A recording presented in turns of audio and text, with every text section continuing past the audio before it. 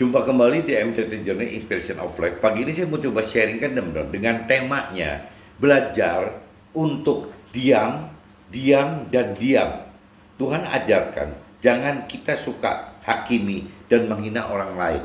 Basicnya dasarnya dari kitab Roma pasal 14 ayat 1 sampai 12 dan kitab Wahyu pasal 2 ayat 19 sampai 29 teman-teman. Intinya pembahas hari ini gitu, bahwa seperti yang di firman kitab Roma pasal 14 ayat 11 sampai 12. Demi Tuhan hidup, demikianlah firman Tuhan. Semua orang akan bertekuk lutut di hadapan Tuhan, dan semua orang akan memuliakan Tuhan Allah. Dalam arti kata bertekuk lutut itu ya benar-benar harus taat, teman.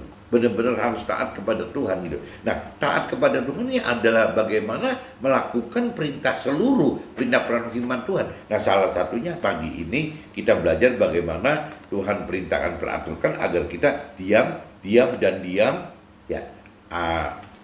Jangan sampai kita seolah-olah senang sekali menghakimi atau menghina orang lain yang tidak sama dengan kita. Nanti coba kita kupas di dalam draft kita, teman-teman. Tapi sementara ini saya coba bacakan, langsung masuk aja di kitab Roma pasal 14 ayat 1 sampai 12, teman-teman. Coba teman-teman cari pasal 14, Roma pasal 14, teman-teman. Ayat 1 sampai 12. Judul perikopnya, teman-teman, jangan menghakimi saudaramu. Judulnya itu, jangan menghakimi saudaramu. Terimalah orang yang lemah imannya tanpa mempercakapkan pendapatnya. Yang seorang yakin bahwa ia boleh makan segala jenis makanan, tetapi orang yang lemah imannya hanya makan sayur-sayuran saja. Siapa yang makan, janganlah menghina orang yang tidak makan. Dan siapa yang tidak makan, janganlah menghina orang yang makan, sebab Allah telah menerima orang itu. Jadi mau makan tidak makan gitu, bagi Tuhan Allah itu ya di welcome semua, teman-teman. Bagi orang yang makan sesuatu atau dipantang sesuatu gitu, bagi Tuhan itu ya diterima, dua-duanya akan diterima, teman-teman. Jadi di sini katakan bahwa janganlah menghakimi orang yang makan, sebab Allah telah menerima orang itu. Jadi mau makan mau tidak makan ya bicaranya itu urusannya orang tersebut dengan Tuhan Allah gitu. Siapakah kamu sehingga kamu menghakimi hamba orang lain? Entahlah ia berdiri, entahlah ia jatuh, itu adalah urusan tuannya sendiri. Tetapi ia akan tetap berdiri karena Tuhan berkuasa menjaga dia terus berdiri gitu. Yang ini kalau kita bedanya dengan Tuhan seperti itu, teman-teman. Jadi kalau kita termasuk orang yang misalnya alirannya ke kanan, kita akan ribut, teman-teman. Ketemu orang yang misalnya jalannya di kiri gitu, kita akan komentar bahwa kenapa sih harus di kiri, yang benar kan di kanan gitu. Akan seperti itu. Nah, padahal kalau kita bicara orang tersebut juga pegang Tuhan, pengen kita pegang yang kanan, pengen orang itu pegang yang kiri, buat Tuhan itu dua-duanya juga akan beres, teman-teman. Dua-duanya itu akan selamat gitu. Karena Tuhan punya kuasa menjaga ya untuk yang di kanan maupun yang di kiri. Beda dengan kita, teman. Kalau kita kan nggak bisa seperti Tuhan gitu. Nah, ini yang kita mesti sadari, prinsip-prinsip dasar Tuhan itu seperti itu, teman. Makanya Tuhan menganjurkan kita untuk berdiam gitu, berdiam diri, diam dan diam gitu. Jangan kelewat banyak ini itu. Yang penting kita berdiam di dalam kita sendiri. Nah, yang ujung-ujungnya ya kita akan ketemu. Begitupun orang lain, teman. Orang lain yang tidak sesuai dengan kita, ya orang tersebut juga harus berdiam di dalam Tuhan. Kalau memang kita berdiam dalam Tuhan dan orang lain tersebut juga berdiam di dalam Tuhan, ya Tuhan akan berkuasa kepada kita gitu, maupun kepada orang lain tersebut. Jadi bukan urusannya orang lain, itu bukan urusannya kita. Intinya itu, teman-teman. Siapa yang berpegang pada suatu hari yang tertentu, ia melakukannya untuk Tuhan. Dan siapa makan, ia melakukannya untuk Tuhan, sebab ia mengucap syukur kepada Allah. Dan siapa tidak makan, ia juga melakukannya untuk Tuhan.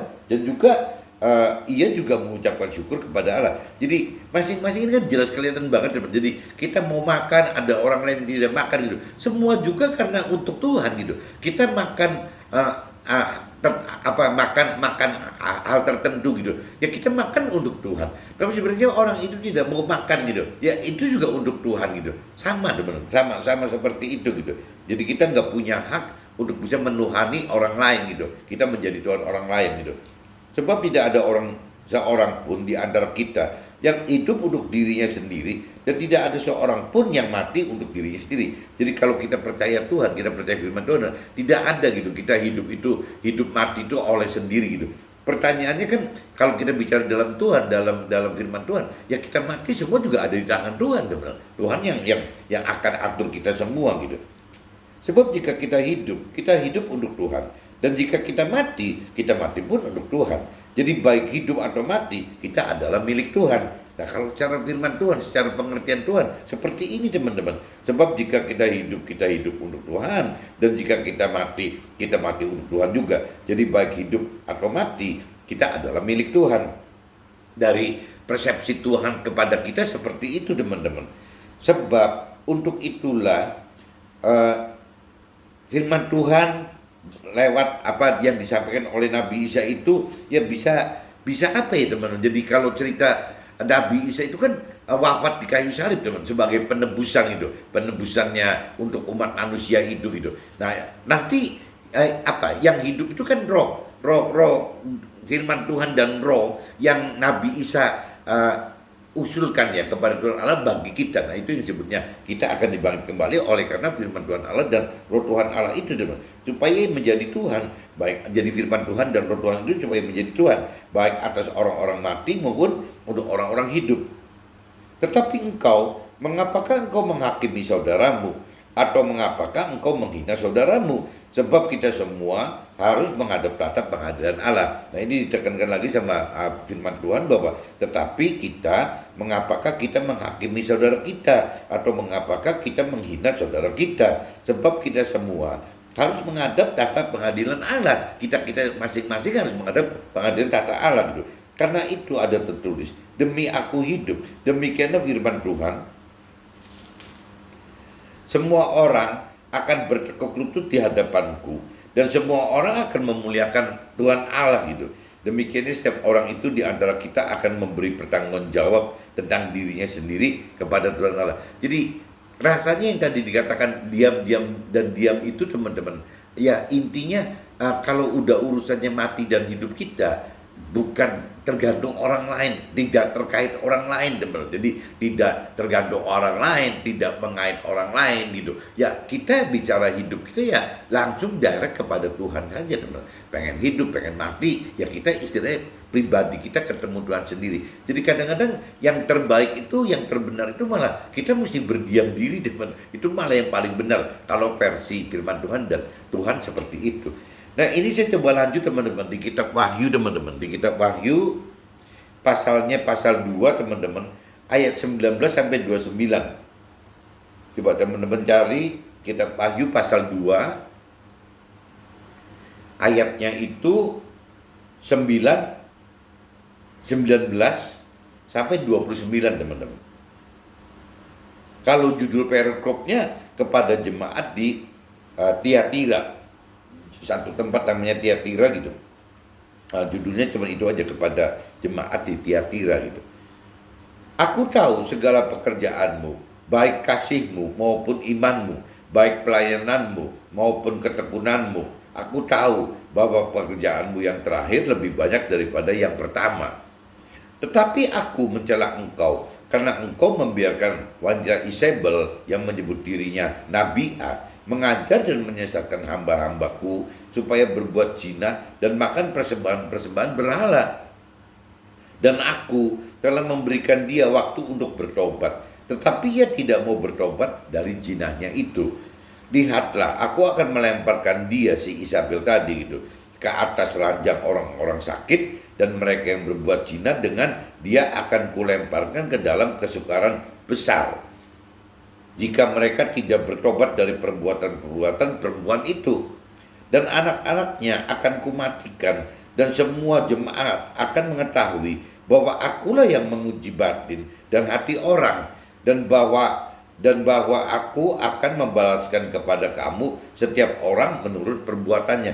Nah ini jadi teman-teman jangan nyampurin ke orang lain teman-teman, karena Tuhan akan membalaskan membalaskan apa yang kita perbuat gitu. Kalau kita perbuat ngawur ya balasan juga akan ngawur teman. Nah ini kalau saya ulang, dan anak-anaknya akan kumatikan, dan semua jemaat akan mengetahui bahwa akulah yang menguji batin dan hati orang, dan bahwa aku akan membalaskan kepada kamu setiap orang menurut perbuatannya. Tetapi kepada kamu, yaitu orang-orang lain di Tiatira yang tidak mengikuti ajaran itu dan tidak menyelidiki apa yang mereka sebut seluk-beluk iblis, kepada kamu aku berkata, aku tidak mau menanggungkan beban lain kepadamu. Tetapi apa yang ada padamu, peganglah itu sampai aku datang. Dan barang siapa menang melakukan pekerjaanku sampai kesudahannya, kepadanya akan kukaruniakan kuasa atas bangsa-bangsa, dan ia akan memerintah mereka dengan tongkat besi. Mereka akan diremukkan seperti tembikar tukang periuk, sama seperti yang kuterima dari Tuhan Allah. Dan kepadanya akan kukaruniakan bintang timur.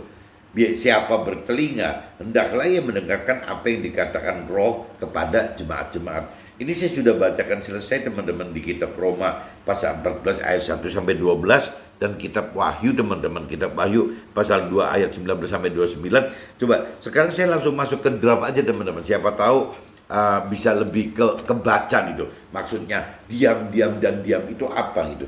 Jadi kembali lagi teman-teman, dalam draft saya bikin judulnya itu teman, bagaimana kita harus belajar untuk diam dan diam. Kalau pemerintah Indonesia sekarang zaman periodenya Pak Jokowi gitu ya, apa yang ditekankan itu kan kerja dan kerja teman. Nah kalau ini ya, kalau dari sisi firman Tuhan itu ya, maksudnya kalau keterkaitan dengan orang lain ya, kita udah jangan terlalu banyak komentar teman. Ya kita lebih baik diam dan diam, karena penghakiman segala macam itu ya itu urusannya antara kita pribadi dengan Tuhan. Setiap manusia itu dengan Tuhan masing-masing teman. Jadi buat apa gitu misalnya kita ngomentarin orang lain, sedangkan firman katakan tadi orang lain itu belum bukan hambanya kita. Terus buat apa gitu ya, Tuhannya kita ya Tuhan Allah gitu. Tuhan dan Tuhan kita adalah Tuhan Allah ya.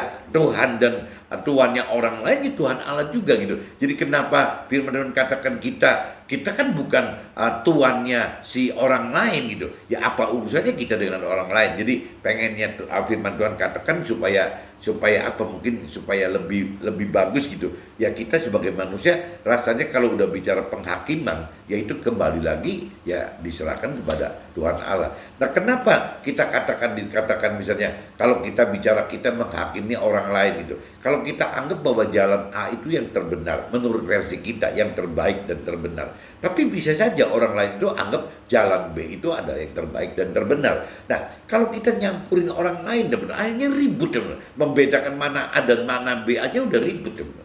Nah firman Tuhan kasih solusi yang A. Ya biarin aja kalau memang kita anggap bahwa jalan A itu ada yang terbaik dan terbenar, sedangkan orang lain memilih B sebagai jalan terbaik dan benar. Toh Tuhan mampu gitu ya akan membuat si jalan A itu akan menjadi terbaik dan terbenar. Jalan B pun Tuhan punya kuasa untuk membuat menjadi terbaik dan terbenar juga. Jadi kenapa mesti ribut gitu ya, masing-masing itu kan Tuhan. Kalau kita bicara hubungan Tuhan Allah dengan manusia, itu sifatnya kan pribadi teman-teman, bukan serombongan, sekelompok apa gitu. Jadi urusannya Tuhan Allah dengan masing-masing dari kita. Kenapa bisa seperti itu? Ya karena kembali lagi Tuhan itu maha hadir itu. Jadi Tuhan itu adalah satu untuk satu. Tuhan itu Tuhan Allah saya itu untuk saya gitu. Ya Tuhan Allah itu untuk si A pribadi dan Tuhan Allah itu untuk si B pribadi. Nah masing-masing Tuhan Allah A dan B ini kan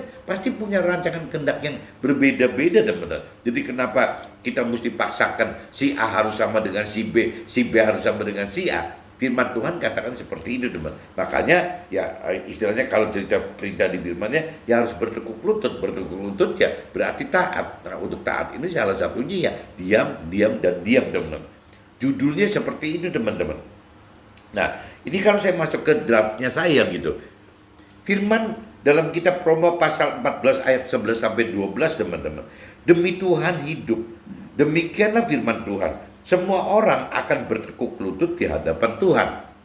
Dan semua orang akan memuliakan Tuhan Allah. Jadi kembali lagi dan dikatakan bahwa individu masing-masing orang itu ya harus bertekuk lutut kepada Tuhan gitu ya, dan semua orang yang bertekuk lutut Tuhan ya akan memuliakan Tuhan Allah juga, bukan cuma taat saja tapi juga harus memuliakan Tuhan Allah. Prinsipnya firman dalam kitab Roma pasal 14 ayat 11 itu seperti itu teman-teman.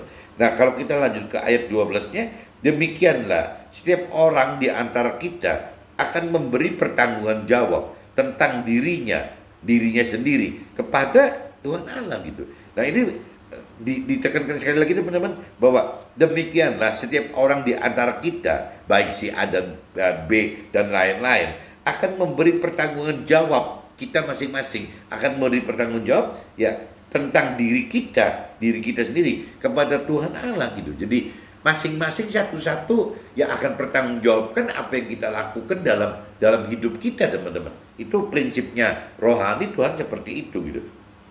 Nah, firman Tuhan ajarkan agar kita jangan suka menghakimi orang lain, jangan menghina dan jangan menghakimi, karena Tuhan telah menerima orang itu. Ya Tuhan berkuasa menjaga setiap orang terus bertahan itu, lepas berdiri atau jatuh. Jadi maksudnya tadi dikatakan, jadi kalau kita beda pendapat dengan orang lain, ada A, ada B, bahkan mungkin A, B, C, D, terus sampai Z gitu, beda semua gitu. Ya kita nggak perlu harus ributin, ngotot, sampai marah-marah gitu ya untuk pendapat orang lain yang B, C, D dan sampai Z itu berubah, harus sesuai pengennya kita teman-teman. Nah tadi dikatakan bahwa yang namanya Tuhan itu berkuasa teman, berkuasa menjaga setiap orang memilih A, B, C sampai Z itu gitu. Tidak mengalami masalah apa-apa kok. Ya tetap bisa berdiri pada akhirnya gitu. Tidak akan jatuh gitu. Nah kenapa ya, kembali lagi Tuhan itu maha hadir dan maha kuasa teman-teman. Jadi yang kita anggap bahwa A itu lebih baik daripada B, C, D, dan Z juga, ya itu kan dari versi kita. Tapi kalau dari versi Tuhan, ya bisa semua jadi baik teman-teman. A sampai Z itu akan jadi baik, dan A sampai Z itu kalau ada kuasa Tuhan bisa jadi benar teman-teman. Nah ini bedanya kita dengan Tuhan itu seperti itu. Kadang-kadang kita sering ngotot sendiri teman. Makanya kan kembali lagi kalau orang tua yang terlalu diktator teman, akhirnya suka memaksa kepada istrinya, apa mungkin istri kepada suaminya, kepada anak-anaknya gitu. Terlalu diktator begitu. Padahal kalau menurut versinya firman yang ini kan bukan begitu teman. Jadi masing-masing itu, yang penting waktu anak-anak kita belum dewasa, kita bimbing mereka. Tapi setelah mereka dewasa, ya kita mesti berani lepaskan bahwa anak-anak kita ya akan ketemu langsung dengan Tuhan gitu, bukan dengan kita. Ya, nah nanti kalau waktu ketemu dengan Tuhan, kalau anak kita dua gitu, berarti ada kemungkinan benar, ada pendapat si bapak, ada pendapat istrinya kan, si ibunya gitu. Bisa juga ada pendapat si anak yang A. Nah, bisa juga ya si B yang memutuskan sendiri gitu. Nah, anak nomor satu, anak nomor dua ini nomor satunya bisa, kalau dalam hal keputusannya, misalnya anggaplah keputusan untuk berita anak yang nomor satu gitu. Ya berarti biasanya teman-teman yang akan mencampuri itu ya bapaknya, ya ibunya, ya anak yang nomor dua teman. Karena akan mengarahkan kepada anak yang nomor satu tadi gitu. Nah, kalau menurut versi Tuhan, sebenarnya kalau si anak nomor satu udah lebih dewasa rohani, ya anak nomor satu yang sudah dewasa rohani ini punya hubungan khusus gitu, ya privilege antara si anak nomor satu itu dengan Tuhan teman. Adapun pendapat orang tua yang laki, bapaknya atau ibunya atau adiknya gitu, anak nomor dua, ya nggak apa-apa kita memberikan ke mereka, tapi tidak perlu harus menghakimi teman. Kalaupun misalnya pilihan yang tidak sama, ya tidak perlu menghina gitu. Kenapa? Ya kembali lagi karena Tuhan itu maha hadir dan maha kuasa. Jadi kalaupun misalnya apa yang dipilih oleh anak nomor satu itu salah teman-teman, pilihannya salah, tetap Tuhan bisa beneri kok. Intinya gitu teman, maksudnya gitu loh. Jadi kalau yang jadi ujungnya mestinya soal kedewasaan rohani teman, bagaimana kita mendidik anak-anak kita untuk bisa dewasa rohani sehingga punya hubungan langsung dengan Tuhan gitu. Nah untuk bisa dewasa rohani ya tidak jauh-jauh, ya harus apa, bertekuk lutut di hadapan Tuhan dengan cara mau mengenal gitu kan. Karena kalau cerita mau mengenal itu kan kehendak bebas kita dari Tuhan gitu, untuk mau mengenal atau tidak mengenal. Nah kalau sudah kita mau mengenal, baru kita minta minta mengerti dari roh Tuhan gitu, minta mampu melakukan dari roh Tuhan ya untuk kita bisa menjadi pelaku-pelaku firman teman. Kayak begitu teman. Jadi saya diingatkan oleh firman sekali lagi gitu. Ya kita nggak perlu terlalu ngotot lah, meskipun kita sebagai orang tua, misalnya saya sebagai suami, sebagai bapak, ya saya boleh aja memberikan saran kepada istri saya boleh aja memberikan saran kepada anak-anak saya atau keluarga saya gitu. Tapi tetap balik lagi putusan itu adalah pertanggung jawabnya kita manusia sendiri-sendiri terhadap Tuhan teman. Nggak bisa gitu. Jadi yang kita harus tahu gitu, ada batas di mana meskipun kita sebagai orang tua, kita sebagai bapak gitu, kita sebagai suami, ada batas yang ya sudah, intinya kita nggak perlu sampai masuk ke dalam kriteria menghakimi atau menghina gitu. Ya sudah, ya kita pasrahkan ke Tuhan, kita sudah ngomongin, nah kesananya ya terserah Tuhan. Ya Tuhan akan bertanggung jawab, apa Tuhan akan menuntut pertanggungjawaban kepada manusia masing-masing gitu. Beranggapan mana hal yang lebih penting atau sama saja? Yang lebih penting adalah keyakinan diri bahwa semua dilakukan demi Tuhan dan mengucapkan syukur kepada Tuhan, sebab kita hidup dan mati untuk Tuhan. Jadi baik kita hidup atau mati adalah milik Tuhan. Jadi jangan hakimi atau hina orang lain. Kita semua harus menghadap pengadilan Tuhan ya pada akhirnya gitu. Jadi ya kembali ke sini ditekankan bahwa yang penting itu kalau kita jadi contoh keluarga itu, waktu si bapak atau waktu suami memutuskan sesuatu, ya semua itu sudah benar-benar benar-benar di cross gitu dengan firman-firman Tuhan dulu. Yang penting itu gitu. Nah begitupun kalau istrinya ikut-ikutan, alangkah baiknya istri juga harus di cross lagi dengan apa yang difirmankan oleh perintah peraturan oleh firman Tuhan itu. Begitupun kalau anak-anak sudah dewasa rohani, yang baik anak nomor 1 atau anak nomor 2, sama teman, ya harus cross gitu dengan firman Tuhan. Kehendak Tuhan itu apa? Nah kalau memang pendapatnya istilahnya si ayah, si ibu, si anak nomor 1, anak nomor 2 gitu memutuskan hal yang berbeda gitu, berempat ini mutusin beda, ya tidak problem gitu. Yang penting waktu mereka mutusin berempat itu jangan sampai keluar dari apa yang diperintahkan oleh firman Tuhan yang di dalam kitab suci kita teman-teman.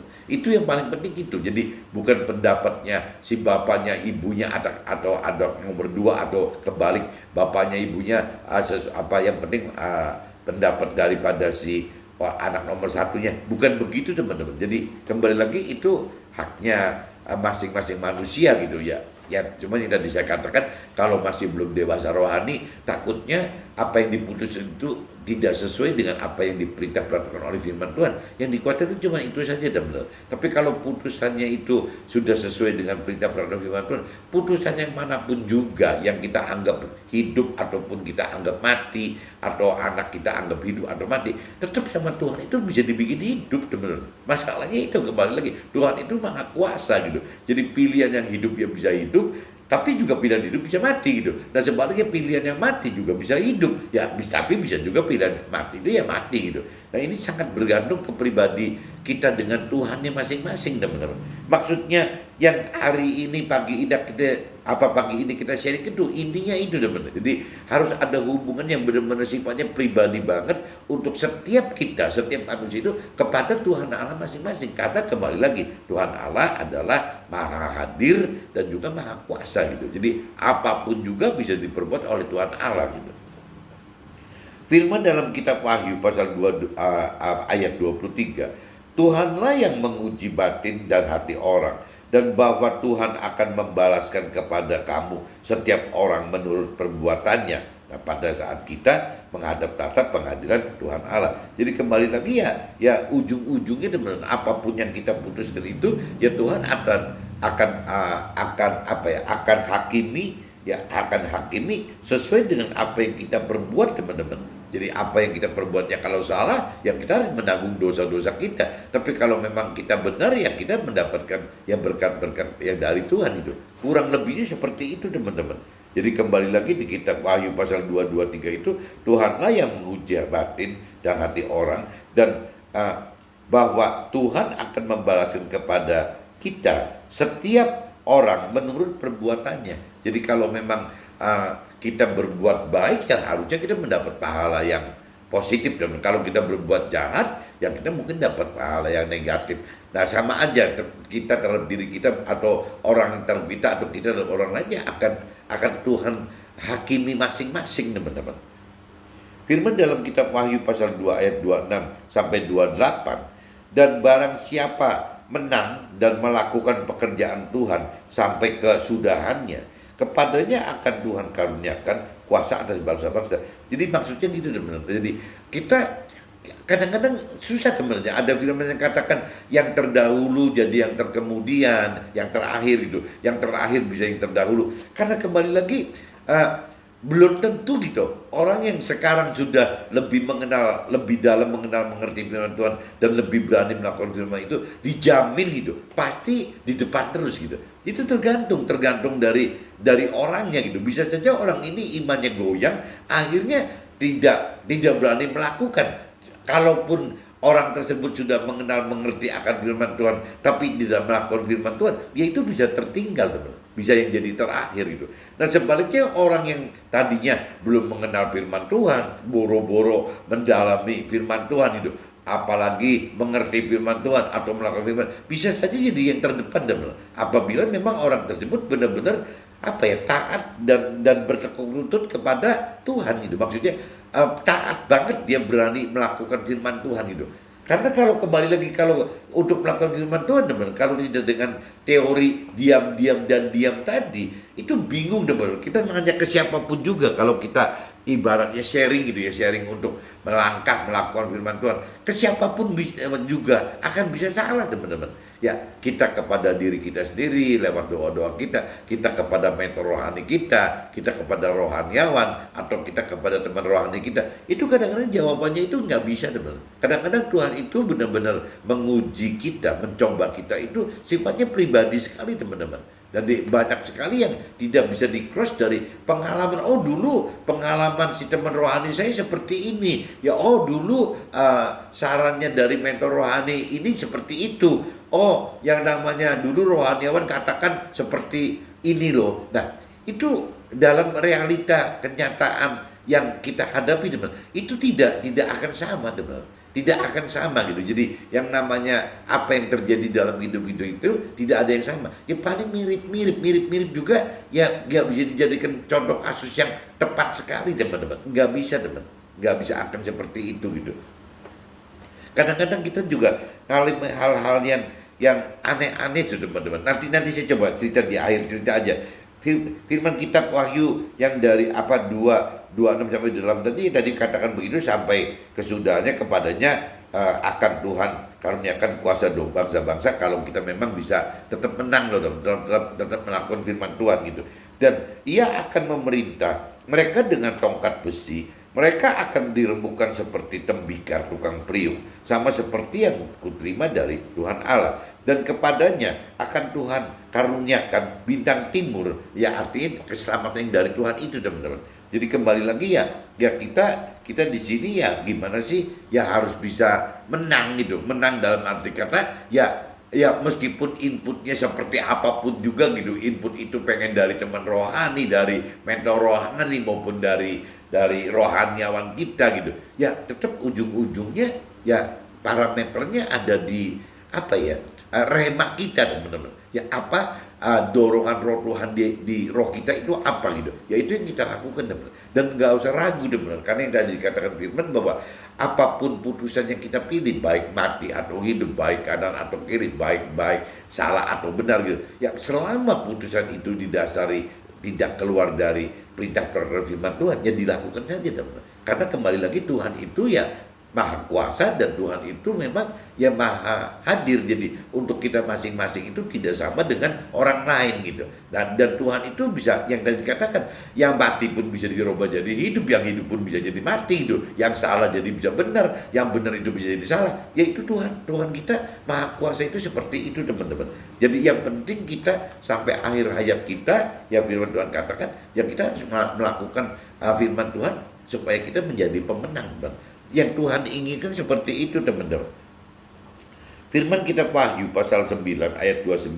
Siapa bertelinga, hendaklah ia mendengarkan apa yang dikatakan dari Tuhan kepada jemaat-jemaat. Kesimpulan, hidup itu harus bersama Roh Tuhan dan di jalan firman-Nya, teman-teman. Nah, ini kalau kita bicara di kitab Wahyu yang pasal 2:29, teman-teman. Siapa bertelinga, hendaklah ia mendengarkan apa yang dikatakan Roh Tuhan kepada jemaat-jemaat. Kesimpulan, hidup harus bersama Roh Tuhan di jalan firman-Nya. Harus dua itu, teman-teman. Nah, ini cerita pengalaman pribadi saya, teman-teman. Waktu saya berjalan untuk makin mengenal mengerti akan firman Tuhan, teman. Sekali waktu itu kondisi perusahaan dibilang kondisinya kurang enak, teman. Waktu saya kelola saat itu mungkin 5-10 tahun lalu itu kondisi itu kurang enak, teman. Nah, waktu itu ada kebenaran, ada satu rencana usaha gitu. Kita gabung dengan si A lah, anggap itu, saya jangan sebut nama orangnya, si A. Nah, waktu si A itu karena kebutuhan si A ini, kita kalau mau join harus menyelesaikan masalah si A, internalnya si A sendiri gitu. Itu kurang lebih anggaplah nilainya ratusan juta gitu, teman. Kita harus bisa menyelesaikan ini. Tanpa bisa menyelesaikan dengan si A ratusan juta ini, akhirnya si A itu tidak bisa gabung, teman. Nah, karena waktu itu kita anggap bahwa si A itu orang mampu, si A itu serius, si A itu orang baik gitu. Akhirnya kita putuskan, ya sudah, ya kita talangi dulu si A itu sekian ratus juta gitu. Nah, dalam arti kata, waktu itu juga sekian ratus juta itu bukan duitnya kita sendiri, teman, tapi dana yang kita pinjam dari bank juga gitu. Jadi karena memang kita anggap bahwa prospeknya bidang A ini diharapkan bisa lebih menghasilkan sehingga bisa membantu kebutuhan dana puter untuk perbankan kita gitu. Ya akhirnya kita adakan itu, teman. Berjalannya waktu, teman-teman, kacau semua, teman-teman. Ya ternyata si A ini nggak konsekuen, si A ini malah banyak omong, si A itu tidak bisa teamwork, sampai ujung-ujungnya meskipun sudah masuk ke hukum gitu, ke notaris gitu, ya sudah pada penandatanganan hutang pribadi ratusan juta tersebut gitu di depan notaris, tetap akhirnya mereka nggak bisa bayar, si A ini nggak bisa bayar, teman. Jadi sampai dibicarakan dengan keluarganya pun, ya ujung-ujungnya nggak kuat membayar untuk membalikan uang pertamanya itu, uang yang ratusan juta tadi sebagai komitmen hutang itu gitu, itu nggak bisa dikembalikan. Nah, bertepatan dengan itu, teman-teman, Tuhan itu bisa-bisa saja gitu. Ya bertepatan dengan itu, kita juga ada hutang di satu kalau tadi kita bicara istilahnya, kita menghutangi si A gitu kan, A yang berhutang kan. Tapi kita juga ternyata punya hutang, teman-teman, sama si B gitu, anggaplah gitu. Nah, berarti kan si B yang punya piutang ke kita gitu, ke perusahaan kita. Nah, yang konyol, teman-teman, ini kalau di firman Tuhan katakan, itu jadi cerita seperti, teman-teman pernah dengar nggak cerita ada seorang hamba yang diampuni gitu sama rajanya, yang utangnya berlipat-lipat daripada jadi hamba A gitu. Anggaplah misalnya hamba A-nya berarti mungkin hamba B, ya, hamba B anggaplah saya gitu. Hamba A-nya berarti kan orang yang berhutang saya yang ratusan juta. Nah, saya jadi hamba B gitu. Hamba B ini, teman-teman, saya itu mendapatkan dispensasi pemutihan dari si yang saya berhutang itu. Itu saya si B gitu. Itu nilainya itu bisa ratusan kali lipat daripada si A hutang ke saya loh, teman-teman.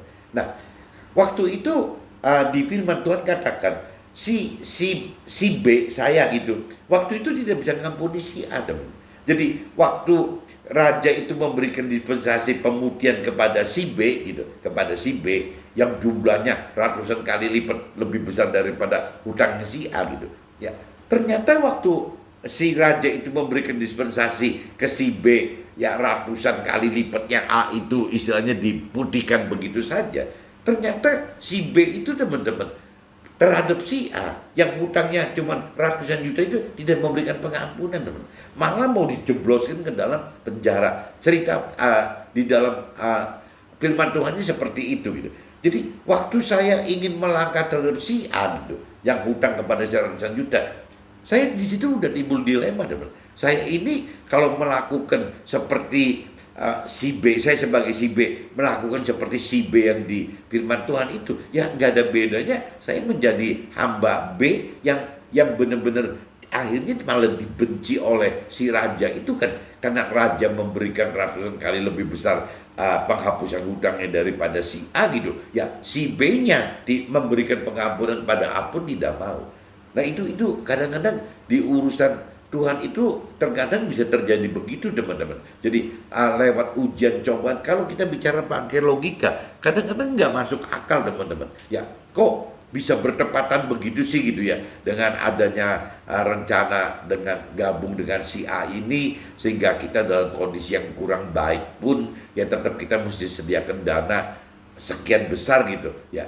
Tapi berjalannya waktu juga Tuhan bisa memberikan satu peluang gitu ya, kita mendapat pemutihan yang nilainya ratusan kali lipat daripada si A tadi, teman. Jadi tapi dalam hal-hal seperti ini kadang-kadang kalau kita bicara pakai rasio, ya nggak ada, teman. Jalan-jalan Tuhan seperti ini tidak ada gitu. Tapi dalam kenyataan realita yang terjadi gitu, teman, itu bisa terjadi begitu, teman-teman. Nah ini kalau teman-teman mau tahu apa adanya di kitab apa yang cerita hamba tadi, coba. Nah teman-teman, ini sudah ada di kitab Matius, teman-teman. Kalau teman-teman mau lihat di kitab Matius pasal 18, teman-teman. Ayatnya kita baca dari 21 sampai 35, teman-teman. Perikopnya judulnya perumpamaan tentang pengampunan. Nah ini yang saya alami, teman-teman. Ya bagaimana caranya saya kok harus memberikan hutang, meminjamkan uang kepada si A gitu, nilainya ratusan juta gitu ya, tapi sebaliknya Tuhan bisa memberikan pemutihan kepada saya yang nilainya ratusan kali lipat dari ratusan juta tersebut sebagai pemutihan juga untuk hutang-hutang saya, teman-teman. Nah ini pola-pola Tuhan ini benar-benar kadang-kadang irasional sekali, teman-teman. Jadi teman-teman jangan takut ya, Tuhan itu tidak mempunyai solusi apa-apa. Tuhan itu kadang-kadang memberikan ujian cobaan kepada kita dengan maksud karena ada hal-hal tertentu untuk membantu kita, teman-teman. Jadi kita kehilangan, tapi ternyata kita malah dapat gitu. Nah ini mudah-mudahan bisa tangkap maksud saya dari lewat cerita ini, teman-teman. Perumpamaan tentang pengampunan, teman-teman. Mudah-mudahan ini bisa ditangkap oleh teman-teman gitu. Kemudian datanglah Petrus dan berkata kepada Nabi Isa, sampai berapa kali aku harus mengampuni saudaraku jika ia berbuat dosa terhadap aku? Sampai 7 kali. Nabi Isa berkata kepadanya, bukan, aku berkata kepadamu, bukan sampai 7 kali, melainkan sampai 70 kali 7 kali.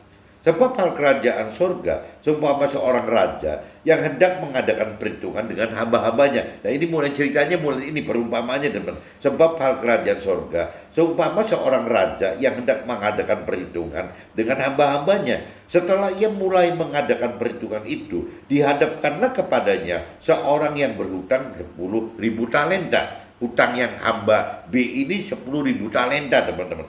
Tetapi karena orang itu tidak mampu melunaskan hutangnya, raja itu memerintahkan supaya ia dijual beserta anak istrinya dan segala miliknya untuk pembayar hutangnya. Ini cerita, kalau saya tadi nyambung cerita saya, ini bukan cerita yang hutang itu si A loh, teman-teman. Ini saya umpamakan saya gitu sebagai si B gitu.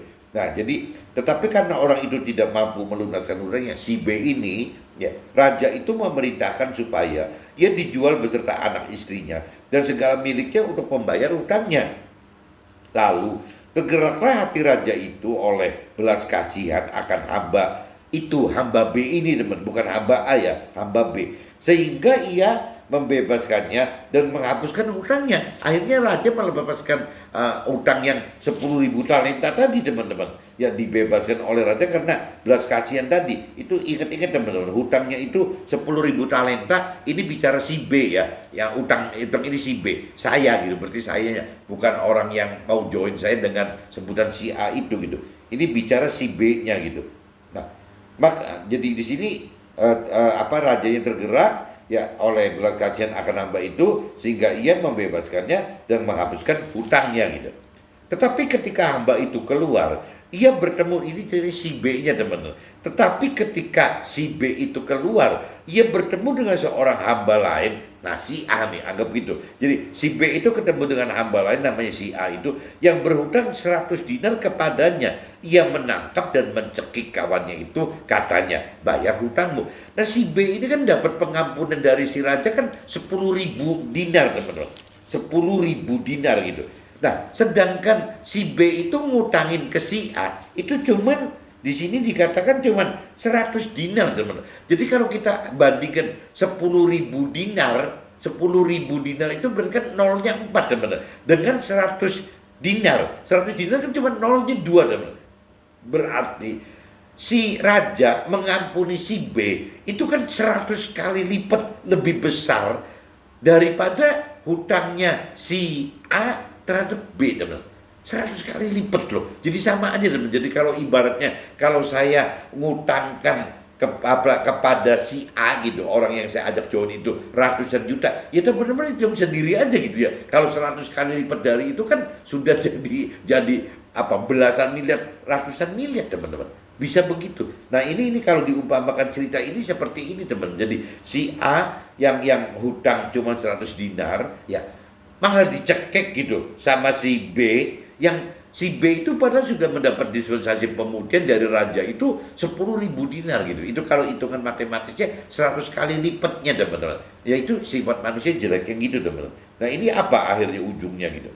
Maka sujudlah kawannya itu dan memohon kepadanya, sabarlah dahulu, hutang kau itu akan kulunaskan. Jadi sampai si A-nya itu minta apa ya, sampai memohon-mohon ya kepada si, sampai sujud-sujud gitu, memohon sujud ke B tadi, teman-teman. A itu mohon-mohon dan sujud kepada si B.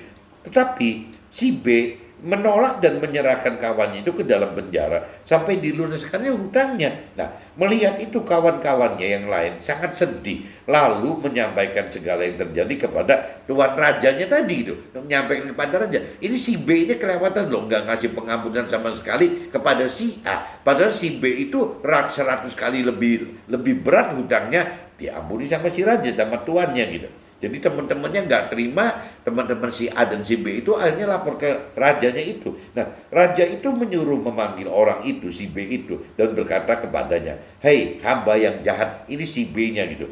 "Hei hamba yang jahat, seluruh hutangmu telah kuhapuskan karena engkau memohon kepadaku. Bukankah engkau pun harus mengasihi kawanmu yang seperti aku telah mengasihani engkau?" Ya, maka marahlah tuannya itu dan menyerahkannya kepada Algojo sampai ia melunaskan seluruh hutangnya. Nah, maka apa Tuhan Allah yang di sorga akan berbuat demikian juga terhadap kita apabila kita masing-masing tidak mengampuni saudara kita dengan segenap hati kita. Ya, ini kembali lagi, teman. Makanya apa kita tidak bisa menghakimi orang, maksudnya firman Tuhan kan begitu. Kita jangan menghakimi orang lain, kita jangan menghina orang lain. Karena apa yang kita mikir bahwa kita ini bisa mati, ya Tuhan bisa bikin kita tidak mati gitu. Sebaliknya kita anggap bahwa ini hidup, bisa juga Tuhan bikin itu mati. Begitupun pandangan kita kepada orang lain, teman. Kalau kita misalnya kita anggap bahwa orang itu salah, ya Tuhan bisa benarkan orang tersebut. Tapi sebaliknya kita kalau anggap bahwa orang itu benar, bisa juga Tuhan juga berbuat itu salah. Jadi urusan pribadi kita dengan orang lain itu dikatakan benar-benar harus apa, teman? Harus benar-benar sifatnya pribadi sekali antara kita dengan Tuhan atau orang lain dengan Tuhan. Mudah-mudahan sharing pagi ini, teman-teman, bisa menyadarkan kita bahwa kita ini jangan terlalu mencampuri orang lain, apalagi dalam hal menghakimi dan menghina gitu, menghina orang lain. Karena kembali lagi ya firman Tuhan firman Tuhan lebih memilih gitu, lebih menyarankan kita untuk ya hubungan kita masing-masing itu dengan Tuhan. Kita ya dengan Tuhan, orang lain dengan Tuhan. Makanya kita lebih baik diam dan diam dan diam. Jangan terlalu banyak mengomentari orang lain, jangan sampai menghakimi, jangan sampai menghina orang lain. Mudah-mudahan pagi ini teman-teman bisa tangkap maksud dari sharing ini. Jadi kita tidak perlu terlalu nyampurin orang lain, teman-teman, karena ya hubungan kita dengan Tuhan itu adalah ya hubungan kita masing-masing pribadi terhadap penghakiman dari Tuhan sendiri gitu. Oke, teman-teman, see you, bye-bye.